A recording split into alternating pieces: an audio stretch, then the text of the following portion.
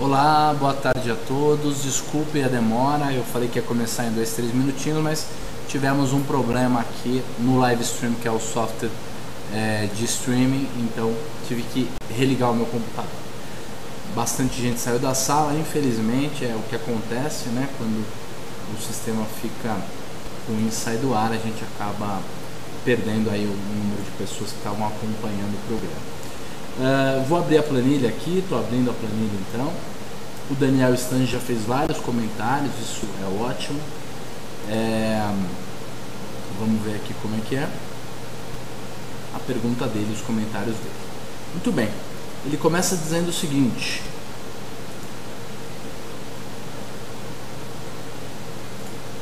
um minutinho só que eu estou abrindo a planilha enquanto isso.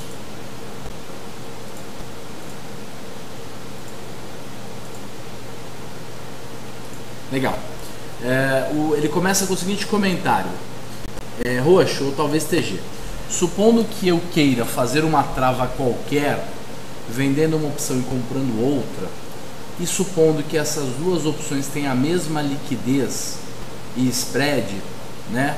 BDS, quer dizer, você consegue tomar uma e bater a outra, e supondo que eu queira deixar a oferta na pedra em uma das pontas e executar a outra a mercado após a execução da primeira, existe uma tendência da maioria dos negócios serem fechados em uma das pontas, compradora ou vendedora, ou a chance é de ter a minha oferta na pedra executada é a mesma se eu colocá-la na opção que eu quero comprar ou na que eu quero vender. Aí o TG faz um comentário, ele diz o seguinte: o Roxo sempre recomenda nos cursos deixar a compra na pedra e a venda bater a mercado e tal. A ideia é a seguinte: gostei da pergunta, acho que eu posso ajudar na resposta. Estou só abrindo uma outra planilha aqui ao mesmo tempo, mas eu acredito o seguinte, Daniel: se você precisa fazer um ratio, certo? Se você tem necessidade de fazer uma estratégia em que você vai comprar uma ponta e vender a outra ponta, você partiu do pressuposto que elas têm a mesma liquidez, que elas têm a mesma distância entre o comprador e o vendedor, o bid e o ask. Neste caso específico, eu não vejo muita diferença entre colocar a primeira oferta de compra ou a oferta de venda. Agora, via de regra, você tem uma diferença entre a liquidez. Normalmente, uma opção dentro do dinheiro ela é menos líquida do que uma opção no dinheiro, e uma opção fora do dinheiro, bem fora do dinheiro, também é menos líquida do que uma opção dentro do dinheiro.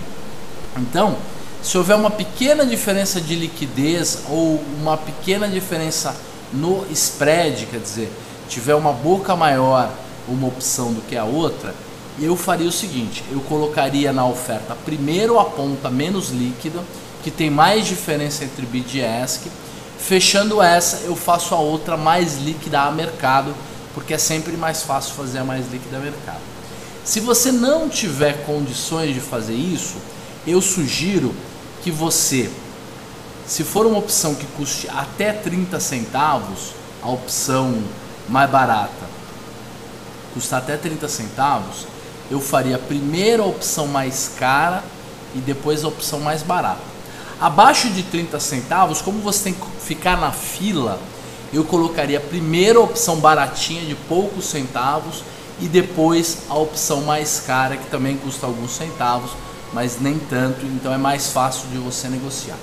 Então é isso que eu vou te dizer. Primeiro, se forem opções mais caras, mais de R$1 cada opção, vai na mais cara primeiro, porque normalmente ela é a que tem mais diferença entre comprador e vendedor. Então, opções mais caras, vai primeiro na mais cara. Se forem opções pozinho, custem menos de R$1, aí eu iria primeiro na mais barata e depois na mais cara.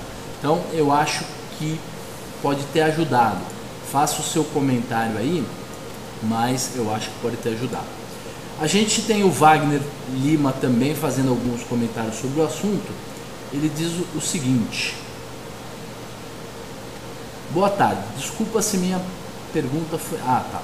O Wagner tem uma pergunta também. Vamos ver qual é a pergunta do Wagner. Então, eu não sei se o Daniel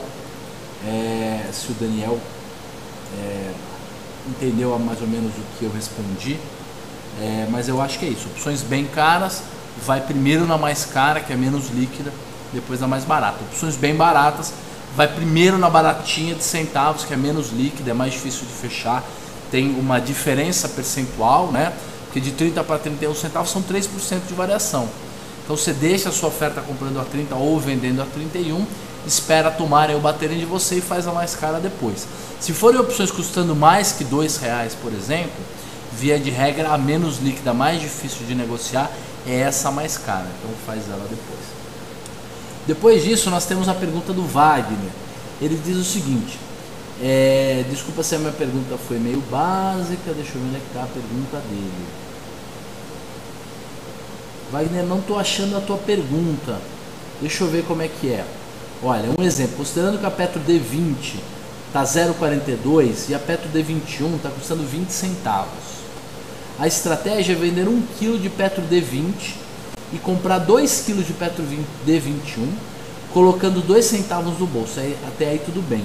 Mas quando é a hora de pular fora, já que se leva até o vencimento? O Daniel agradeceu pela resposta, ele não conseguiu escutar a resposta muito bem porque está picado o nosso bate-papo, mas ele agradeceu mesmo assim, diz que vai ver no gravado amanhã. Daniel, desculpa aí pela parte técnica que está deixando tudo picado.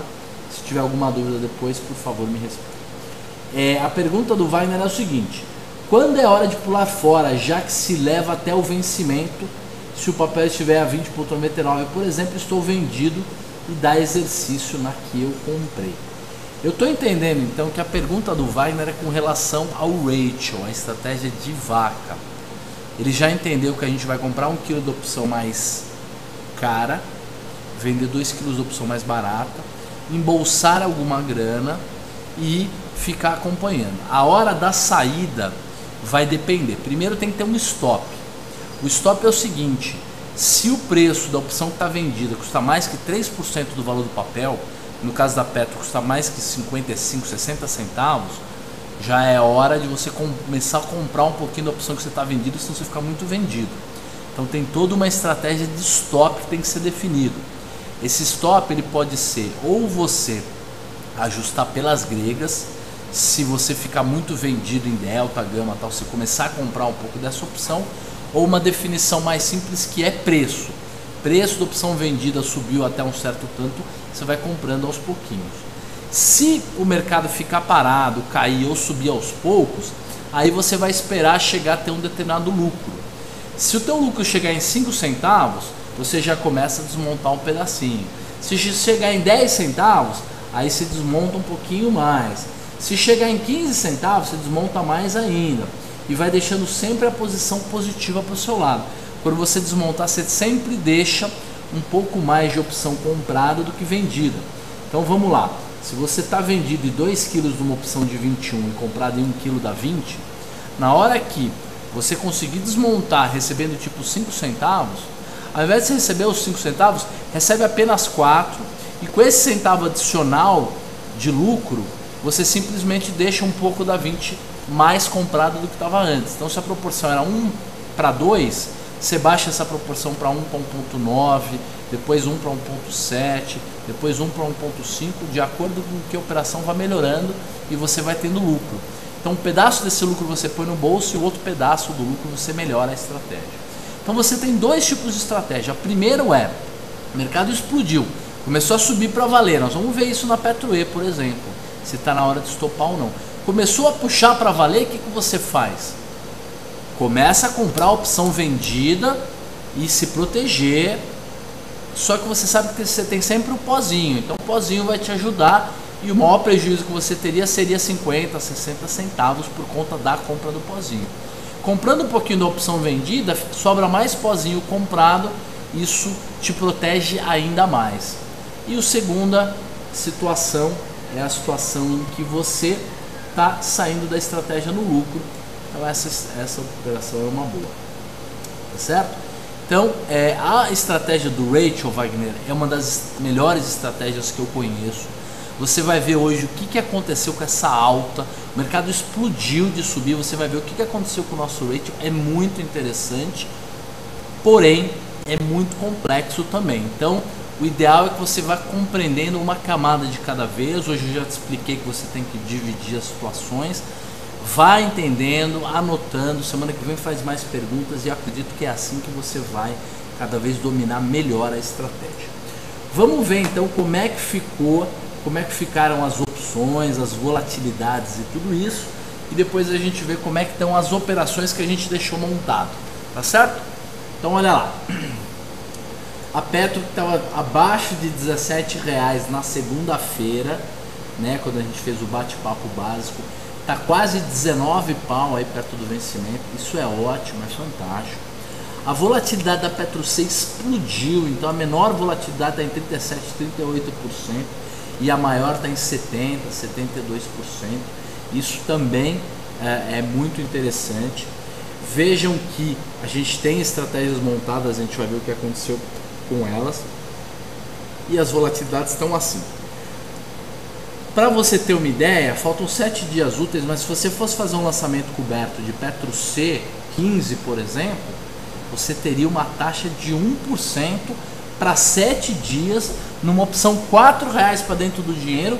Esse é o papel da volatilidade. A volatilidade é que possibilita o aumento das taxas. E a gente teve uma coisa incrível, que foi o aumento da volatilidade com o aumento do mercado. Foi muito legal, que é uma coisa muito diferente, não acontece sempre. Só costuma acontecer quando você tem eventos corporativos, que é o que aconteceu no caso do aumento do diesel. Legal. O que mais que a gente tem? A gente tem a Petro D. Petro D, que é mais do game mesmo, tem 26 dias. Essa, para quem está a fim de começar uma estratégia do zero, eu sugiro que olhe, acompanhe mais essas opções. Veja que a volatilidade também subiu, não subiu tanto assim, mas subiu. Só para a gente ter uma ideia, a volatilidade histórica de Petro estava em TG. Coloca de novo para mim, que na hora que eu abri aqui o chat já não tinha mais as volatilidades. Então coloca para a gente, por favor, as volatilidades históricas de Petro. Legal.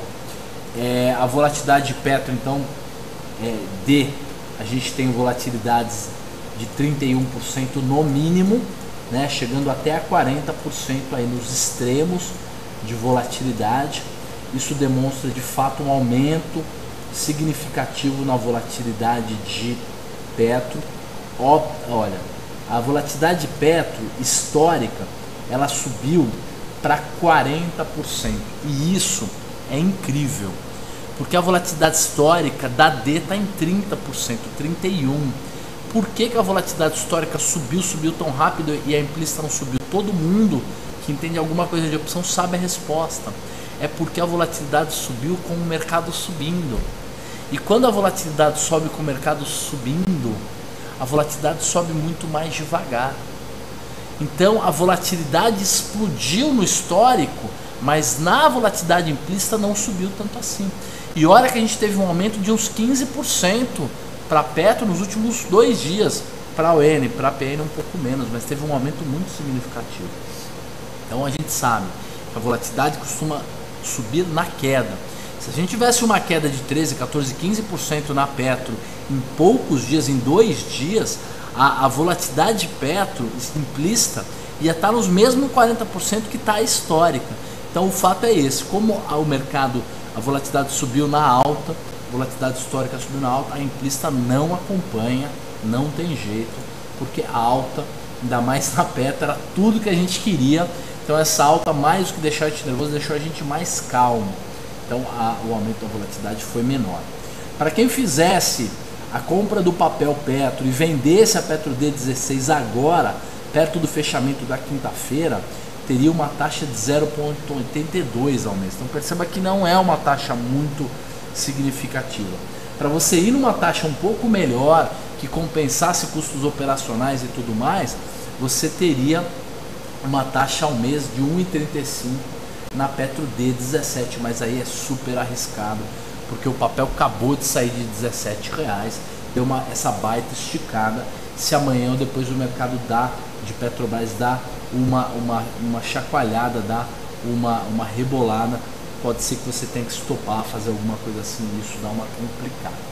De qualquer maneira, a gente tem as volatilidades aí acima de 31%, o que facilitam as estratégias de montagem de operações de venda de volatilidade.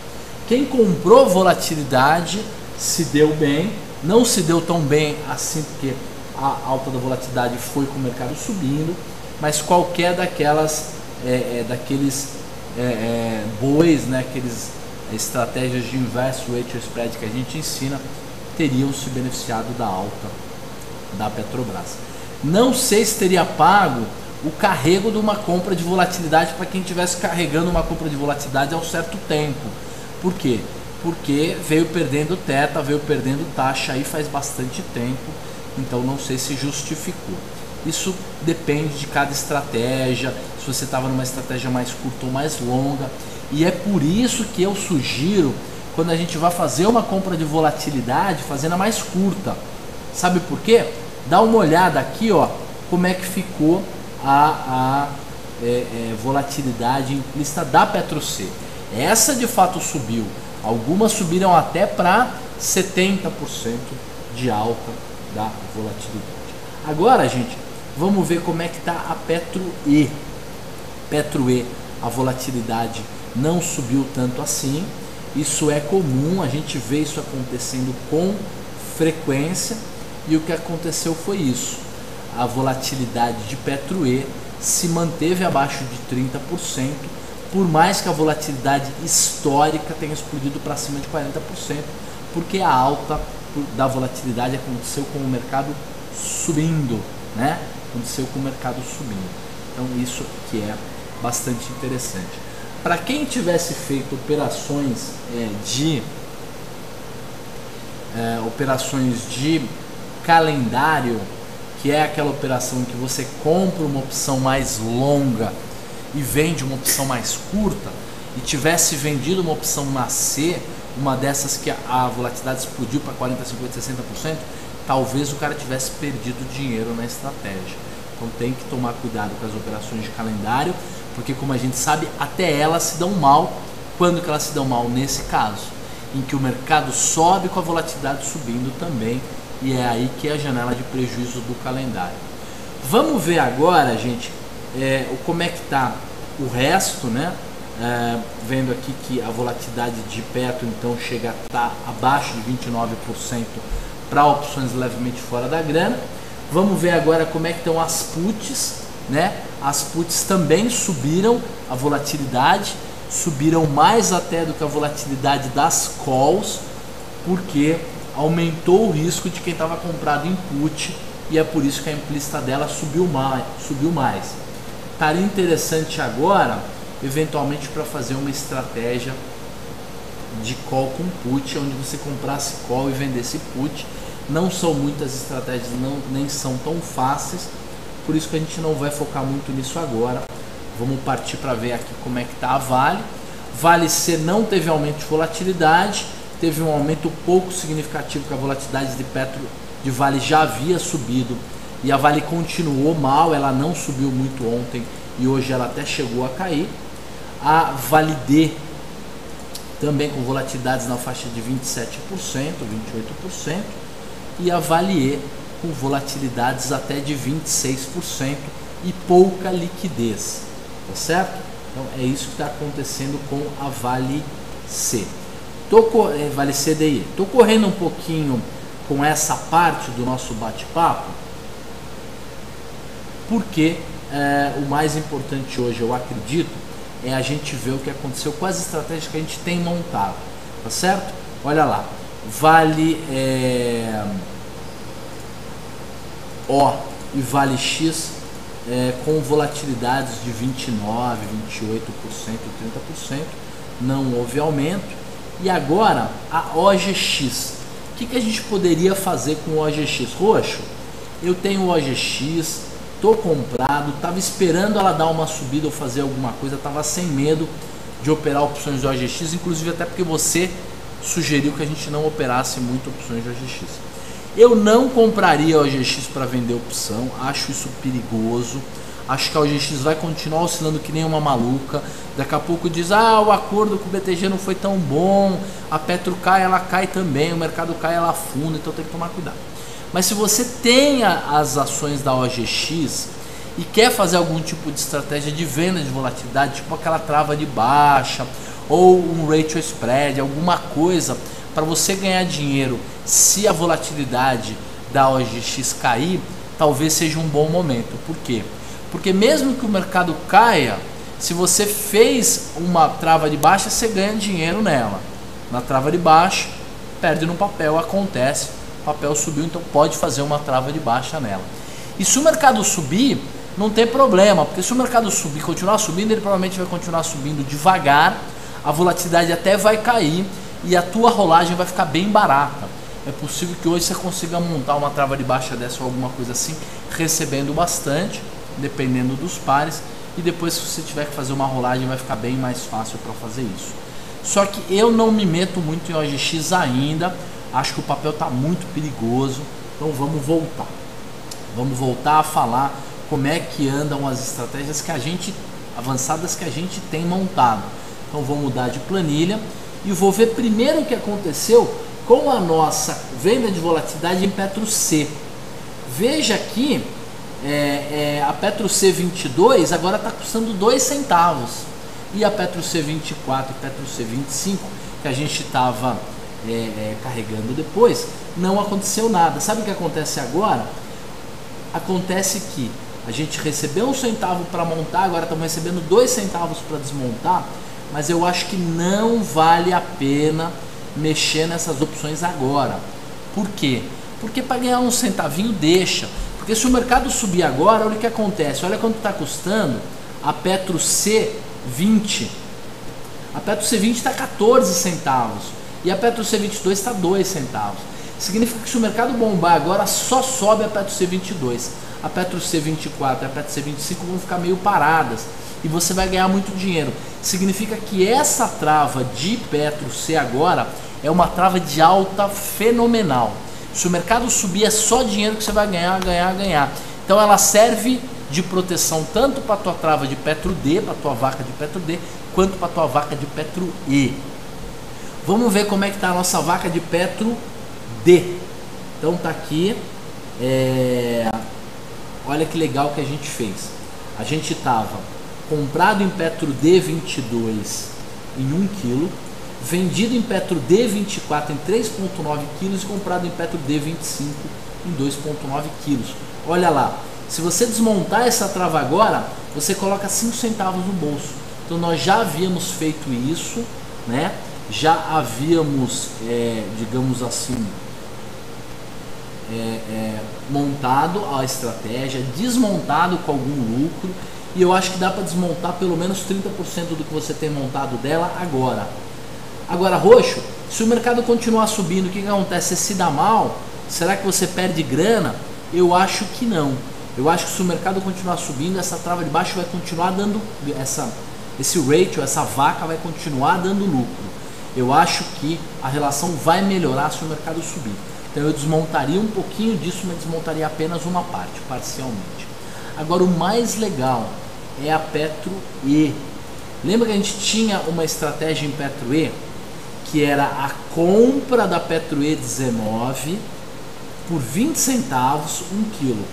A venda da Petro E21, 3,2 quilos a 8 centavos.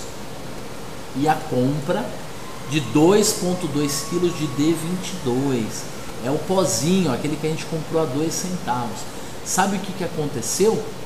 A Petro E19 subiu para 1,08, a Petro E21 subiu para 36 centavos e a Petro D22 subiu para 11 centavos. O pozinho subiu para 11 centavos. Aquela opção que a gente tinha colocado 1 centavo no bolso para montar, aquela estratégia que a gente tinha colocado 1 centavo no bolso para fazer, agora está dando um lucro de 18 centavos. Você consegue desmontar ela com 17 centavos no bolso. Sabe o que eu faria agora? Desmontaria totalmente esse ratio, colocaria todos os 17 centavos no bolso e agora eu montaria um ratio de Petro E20 com Petro E21. Então compraria Petro E20 e venderia Petro E21 na relação normal 1:2 e iria lá no pozinho da Petro D23 mais ou menos e compraria um pozinho. Então você viu que legal? O grande risco, a gente sempre falou, o grande risco do ratio da vaca é você montar uma vaca muito longa e o mercado subir muito rápido. Só que se você comprar o pozinho, isso te protege. Foi exatamente o que aconteceu. O mercado explodiu de subir, a volatilidade subiu, deu tudo errado e mesmo assim a gente ganhou 17 centavos. É por isso que o ratio é uma estratégia tão legal. Então desmonta esse ratio da E, desmonta parcialmente o ratio da D, não desmonta nada do ratio da C e monta um ratio mais fora da grana na própria E. Pode ser a E20 com E21 ou a E21 com E22, você pode montar também, que fica legal. Tá bom? Espero que vocês tenham entendido. Deixa eu ver se a gente tem mais alguma pergunta ou comentário no nosso bate-papo. Olha, não temos nenhum comentário, mas acho que esse chat foi fundamental para entender o que acontece com a estratégia. Lembra que a gente fala, o risco é a Petro subir muito rápido, mas no meio do caminho ela primeiro dá dinheiro para depois perder, então dá para desmontar? Foi isso que aconteceu, para a gente perceber como a estratégia do ratio é uma boa estratégia, ganha dinheiro com o mercado parado, ganha dinheiro com o mercado caindo e ganha dinheiro com o mercado subindo. Então chegou a hora de você desmontar esse par, que a gente já montou 2 vezes, par na E, montar um par na E mais fora da grana, mais legal, mais aquela proporção de 1:2, recebendo alguma coisa, zera no pozinho e deixa. Pro lado que o mercado for, a gente ganha dinheiro. Tá bom? Muito obrigado pela presença de todo mundo e espero vocês na segunda-feira com um bate-papo básico de opções para a gente ver o que está acontecendo com a Petro ainda mais. Tá bom? Muito obrigado e até segunda-feira. Um ótimo final de semana.